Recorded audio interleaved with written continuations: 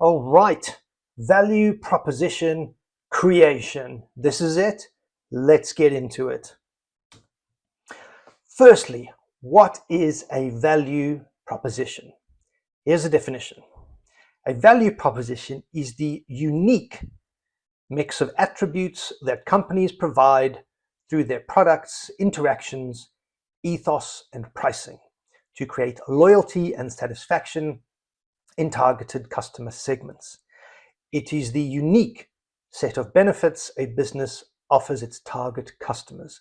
This is from Philip Kotler, another great management and marketing guru of the past. So if you look at this diagram on the right, you have a company at the top. That's you. You put your customer value proposition into the market where it meets customer experience at contact. And from that experience of your customers interacting with you and your value proposition, you get feedback to take back into your company to iterate the value proposition again. We're down here at the customer level. Customers go into the market for products and services. They have expectations. The customer has experience at contact with your value proposition, with your product and service. And then they take feedback as well to themselves and to other customers in feedback groups and family and friends. So customers' expectations, they meet your value proposition, they give feedback to themselves and others. Companies put value propositions into the market, have customer contact, get feedback, and the two iterate going around in a circle, hopefully improving things to make better value propositions. So you have thriving, profitable companies at the top and happy, satisfied customers at the bottom. So Kotler says it is the unique set of benefits a business offers its target customers. That is one definition. However, let's try that again. The previous definition is a little bit dry and academic. It's a problem with a lot of marketing and business type literature, very academic. People, in my experience, when they read that definition and try to use it, they get hung up on trying to make things patently unique. Therefore, whatever proposition they come up with, they're saying, oh, is it unique enough? Which, if you have a totally patented product that no one else in the market has, you're the only ones that can make it and sell it. Sure, it is unique, but 99.9% of products have competitors. So it's very hard to say that yours is unique against everybody else in the market. So let's try something else that's more useful. If it is, don't get me wrong, if it is 100% unique and you have a patent and you're the only one making that thing in the whole world, absolutely, you're off to a fantastic start. However, most people are not in that place, so we want to make sure that it's how do we then work with that?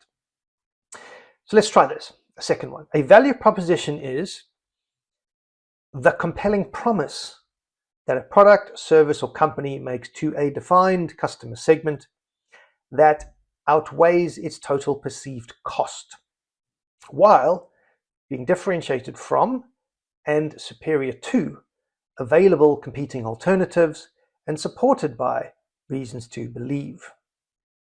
That's it in a nutshell. Still a little bit complex, but more useful. The good news is that our value proposition doesn't have to be superior in all aspects, just perceived as superior in those aspects that really matter to the customers. So let's boil it down to something really simple. Three things. A value proposition is a compelling promise where the benefits outweigh the costs, and it is perceived as superior in aspects that matter to the customers. So perception is really important. Again, this is marketing and you're dealing with people. So people have perceptions of how they interact with the world. And all you need is your value proposition is a compelling promise that makes sense to them, it is attractive to them, where the benefits outweigh the costs, and it is superior in aspects that matter to the customers. So let's get a bit more detail. A value proposition is compelling when perceived value outweighs the perceived costs. So let's look at the scale, the simple scale here. The perceived value on the left is heavier, therefore the scale tips that way, than the perceived cost for people to buy it. And unperceived value is made up of three things: a promise, differentiation, how is it different, and the reasons to believe. So keeping it really simple, promise is what value do I get for this thing I'm buying, this product or service? Why is yours better than somebody else's? And lastly, why should I believe in you? That's what the perceived value is. Over on the perceived cost side, also three things: price, risk, and effort. Price, simply, what will it cost me? The risk, what could go wrong? And the effort, what are my hidden costs? So if the perceived value of your promise, how you're different, and why should I believe you, is greater and weightier than the perceived cost of the price is not too high, something's not going to go wrong, and there's no hidden costs, then perceived value wins. So customers will seek to trade off various resulting positive and negative experiences in order to obtain a positive balance. And think about this in your own life. Particularly, the larger the purchase, the more this plays out. If it's a simple purchase, something that only costs a few dollars, not that much money, it's actually low risk. So you think, well, okay, I'm not paying much, so if it goes wrong, I haven't lost much. But if you think the higher the price, like if you think of buying a car, this gets really, really detailed. All of the perceived value, why is the car better? Am I getting value for money? Is it reliable? Do I get good service? Is it a brand? Is the manufacturing up to standard? Why should I believe the manufacturer? Why should I believe the warranty? Why should I believe the salesperson? Versus the perceived cost. Cars are a big ticket item, so price is obviously critical. What could go wrong? What are the hidden costs? Things like servicing, maintenance, parts, oil changes, all this kind of stuff. So you're trading all of this stuff. But even for low value items, when you go to a supermarket and you're looking at two competing cereals or two competing soft drinks, you're looking at Coca-Cola versus Pepsi, right? What is the perceived value of the one versus the other? Why do you choose one over the other? Go through a couple of examples in your own head, and you'll see how these equations happen all the time with customers. Customers are looking to trade off various positive and negative experiences to obtain a positive balance. When they achieve a positive balance, it results in a sale. When it has a negative balance, so the perceived cost is greater than the perceived value, you've got lost sales. They won't buy. So that's another thing to test. If people are dropping out of your sales pipeline, your sales funnel, trying to find out to customers, why is that happening? Was it the price they believe is too high? The risks are too great? They believe there's hidden costs, or it's all three potentially. But your value proposition is trying to tilt the scale that the perceived value is greater than the perceived cost. And people get hung up on price. Price is obviously critical, but it's one part of this equation, as you can see, as is in this quote here. Price is what you pay, value is what you get. And there's plenty of goods and services in the world that are very, very high prices that people perceive have a lot of value. A good example is high-end handbags and luxury goods like dresses. What it costs to make the handbag or the purse or the dress, but if it's a branded designer, it costs thousands and thousands and thousands. So even then, the value, the perceived value of the item is much greater than the perceived cost. So think about your products and services, either that you have today in your portfolio or that you're looking to develop, and be aware of how this is how customers are going to go through their purchase decision. And the value proposition is compelling. when the perceived value outweighs the perceived costs. That's all I want you to remember from this. So there are two simple rules for defining value proposition. Rule number one, value propositions are always focused on customer experiences. See the little magnifying glass zooming in on the customer? That's what we're doing. It's focused on customer experiences, not your company's product or services, not your company's people, processes, or technology, and not your company's vision, mission, reputation, or market position. Okay. If in doubt, apply rule number one. That is rule number two.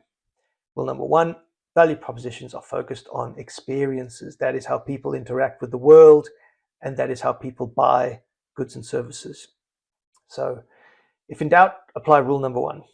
Experiences are not about us as a company or a product or service, not attributes of the product or service or the organization's resources, functions, processes, reputation.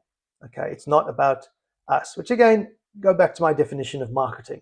It's about the customer, finding and filling customer needs better than everyone else.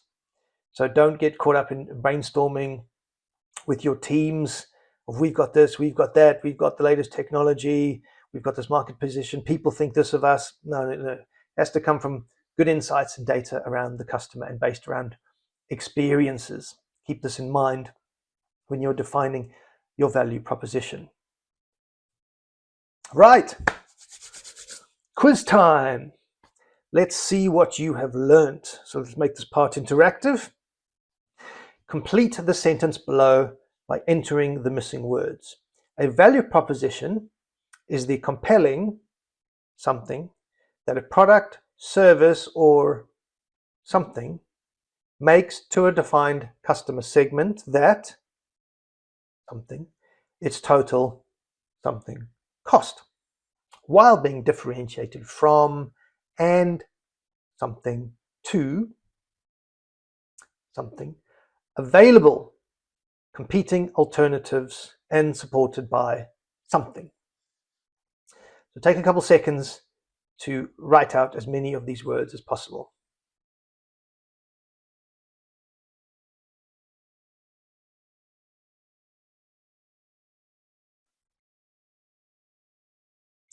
Right, how did you do? Let's find out. A value proposition is the compelling promise that a product, service, or company makes to a defined customer segment that outweighs its total perceived cost while being differentiated from and superior to available competing alternatives and supported by reasons to believe. Let's try another one. Which of the following sit on the perceived value side of the value proposition equation? Select your answer from the choices below. So remember the value proposition equation with the scales? Which of the following sit on the value side? Promise, risk, differentiation, reasons to believe, or price? There's more than one answer. You can select as many of these as you think are correct. I'll give you a couple of seconds to do that.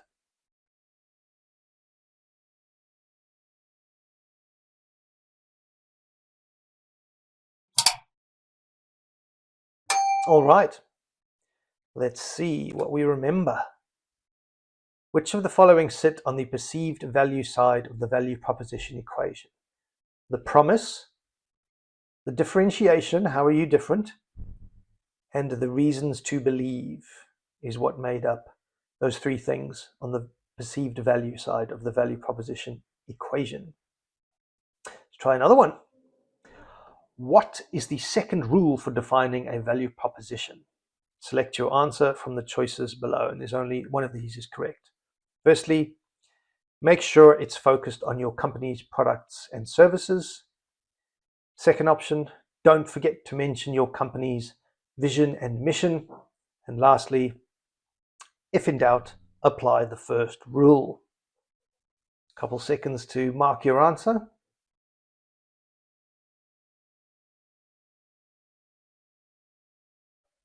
And the answer is pretty easy one. It's the last one. The second rule for defining a value proposition is, if in doubt, apply the first rule.